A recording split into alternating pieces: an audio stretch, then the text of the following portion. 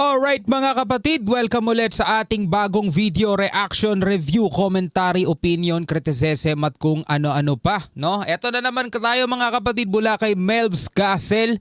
Isa to sa mga paborito nating bigyan ng reaction video mga tol. Lalong-lalo na pag ang usapan natin about dito mga tol sa West Philippine Sea. Ito, basahin natin ang title . US Navy confirmed. Nagtakbuhan lahat ng barko ng China. US Navy, akala namin gera gusto ng China. No? Ang mga kapatid kasi nakikita natin sa mga galawan ng China na tila baga gustong-gusto na nilang magkaroon ng digmaan . Pero kung titignan mo naman mga kapatid, kapag meron silang nakakaharap na medyo may kakayanan ding bansa mga tol, nagsisiurong din naman sila. No, pinapakita nila malakas sila, pero kapag kita nilang seryoso, talagang pambardagulan din yung mga kaharap nila mga tol. No? Atras din sila pero syempre pagka Pilipinas ang kaharap nila, alam naman nila kung ano kapabilidad natin mga tol, medyo doon talaga lumalabas ang pagiging maangas nila. Anyway mga kapatid, bago natin to simulan, Huwag mong kalimutan mag-subscribe dito kay Melvs Castle at syempre kung bago ka pa lamang dito at trip mo yung mga ganitong klaseng reaction video, huwag mo rin kalimutan mag-subscribe. Click mo na rin ang notification bell para ma-notify ka whenever na may mga bago tayong reaction video tulad nito. Alright, so wag na natin patagalin pa. Panoorin na natin to mga tol. Takbuhan lahat ng barko ng China. Walang natira kahit isa.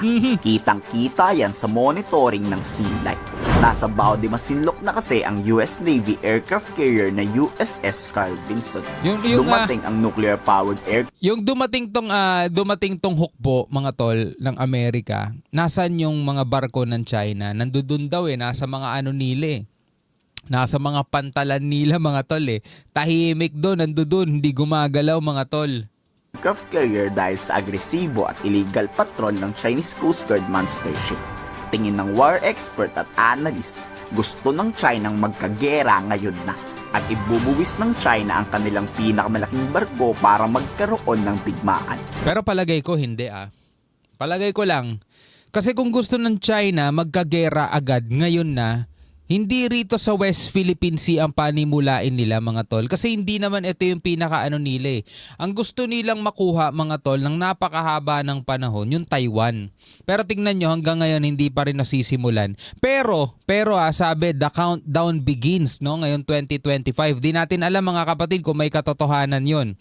Pero talagang todo ang effort ng China mga kapatid na talagang palibutan ang buong Taiwan. Pero tulad nga ng sinasabi natin, etong taktika o etong strategy ng China mga tol is para pasukuin yung kanilang kalaban nang wala nang nangyayari pang gera. Sa pamamagitan ng pagpapadala nila ng kanilang hukbo, pagpapakita o muscle flexing nila, pagpapakita na sila ay malakas, hanggang sa matakot o masindak na yung isang maliit na bansa na gusto nilang makuha, susuko na lang sa kanila, magpapaandar sa kanila, so wala nang gera. Wala nang gera mangyayari. Ngayon, ang sabi nga natin kanina, kung gusto talaga ng China gera mga tol at makakalaban din naman nila US later on kapag nagsimula sila dyan, etong Taiwan ang uunahin nila, hindi etong West Philippine Sea. No? Yan ang tingin natin dyan. Kung iisipin mo, papasabugin kasi talaga yan ng Armed Forces of the Philippines. Pero kung lalawakan mo ang isip mo at sumabog talaga yung barko ng China, gera ang kapalit nito. Tama. May dahilan na kasi ang China atakihin tayo dahil tayo naman ang unang umatake. Tama. Kapag tayo ang unang umatake, aatakihin talaga nila tayo. At yun ang tulad nga ng sinabi natin nung nakaraan, hindi yan kayang isustain ng Pilipinas mga tol. Napakabigat na pasanin yan lalong-lalo na ngayon sa atin mga tol, na hindi ganun kaganda ang ating ekonomiya pa. Siyempre, bumabangon pa lang tayo mga tol, developing country tayo. Tapos hindi naman ganun kalaki pa yung budget para sa ating depensa, di ba? Kumbaga, gusto ng Pangulo na maging world class ang AFP natin, pero yung budget, kung budgetan na pag-uusapan, hindi pang world class mga tol, kulang ang mga barko natin, kulang yung mga jet fighter natin na talagang magagamit kung sakasakali man. Hindi natin kayang i-sustain yan. Siyempre, pagkain pa ng mga sundalo mo. Tapos siyempre mga tol, kapag nagkakaroon ng gera, alam mo na, asahan mo na, babagsak ang ekonomiya ng bansa. Kasi siyempre, walang mangyayaring mga ano ngayon, yung mga trading, walang ganun, yung mga import, export, walang ganun mga tol kasi mahihirapan sila maglabas-masok ng ating bansa, lalong-lalo na kung may nagbobombahan, di ba? So talagang magkakaroon ng paghihirap o kahirapan dito sa ating bansa kapag nagkaroon ng ganitong klaseng gera. No, ang tanong, gaano ba karami ang impok nating lahat, no? Tayo mga Pilipino at ating gobyerno. Diba? Kaya wag nating pangarapin yan mga tol. Nakikita naman natin kung anong nangyayari sa ibang mga bansa, diba? Sa Middle East o sa Ukraine, Russia, diba? Nakikita natin kung anong nangyayari sa kanila. Yung mga mamamayang Pilipino mga tol, yung mga mamamayan nila ang nagdurusa. So ganun din mga tol dito sa Pilipinas, mga mamamayang Pilipino ang pangunahin magdurusa dyan. Yung mga mayayaman dito na mga politiko, mga tol, maniwala kayo, magsisiliparan lang yan papuntang ibang bansa, may mga bahay sila dun. Tayo rito maiiwan. Kaya kung magpapadalos-dalos ang AFP, Pilipinas talaga ang kawawa. Tama. They are able to escalate tension to the point that yung target country is willing to give up yung national interest niya just to avoid further escalation. And that area I'm worried about sa West Philippine Sea kasi sometimes we are focused on the de-escalation, we are not looking at the big picture, which is we are incrementally losing. Pumalag na Diba? Ang dami nating problema mga tol. Napakarami nating problemang kinakaharap. Diba? Tapos sasabayan mo pa ng mga awayan sa politika rito, nakitang-kita namang namumuliti ka lang talaga, diba? Napakarami natin, kinakaltasan yung mga budget na hindi naman dapat kaltasan. Ito yung isa sa mga problemang kinakaharap natin mga tol na after 2028 mga tol, no, after ni PBBM mga tol, sinong papalit na presidente ulit? Sana hindi pro-China, no? Kasi kapag pro-China ang papalit sa ating presidente, naku po, yari na naman talaga tayo dyan. naman ng PCG sa paraang hindi magkakagulo. Pumalag ang PCG na nagpapahiwatig na hindi tayo aatras sa kanila. Kung hahayaan kasi natin ang barko ng China at hindi papalagan yan, iisipin ng China ang pumapayag tayong masakop yang West Philippine Sea. Kaya nga ginagawa ng mga PCG natin ngayon, talagang pinapalagan nila mga tol, hindi nila pinapalusot. Lalong-lalo na balita ngayon mga tol, bumalik ang monster ship ng China mga tol, pero hindi sila pinalusot ng PCG natin. No, hinarang ng PCG natin mga tol, ganun katitindi. Ending walang nagawa ang China, lumaya sila ng kusa. Kahit yung barkong pinalit ng Chinese Coast Guard lumayas na rin. Binuntutan kasi ng BRP Teresa Magbanwa pinakamalaking barko ng PCG hanggang makalayo ang China. At ang sabi sa report mga tol, hindi aalisin ang BRP Teresa Magbanwa dito sa Zambales mga tol at patuloy na susundan at magmamanman sa mga barko ng China. Dito nanindigan naman ang Philippine Coast Guard na hindi matatakot sa pagbabraso ng mga Chinese at hindi susuko ang West Philippine Sea sa kamay ng mga Chekwa. We are really standing up against the Chinese unlawful presence dito sa loob ng exclusive economic zone para hindi ma-legitimize ng China na masabi nilang they have the total control of these waters. We can also say that the Chinese Coast Guard wants to break the confidence of the Filipino people. Coast Guard, together with the Bureau of Fisheries and Aquatic Resources, have been actively supporting ang ating mga mangisda nang mas tumaas ang bilang ng mga mangisda. So, we can see this as a way for the Chinese Coast Guard to discourage the Filipino fishermen.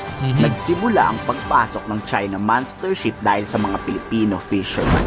Matapos kasing iatras ng China ang kanilang mga barko kapalit ng pag-atras daw ng missile system ng Amerika.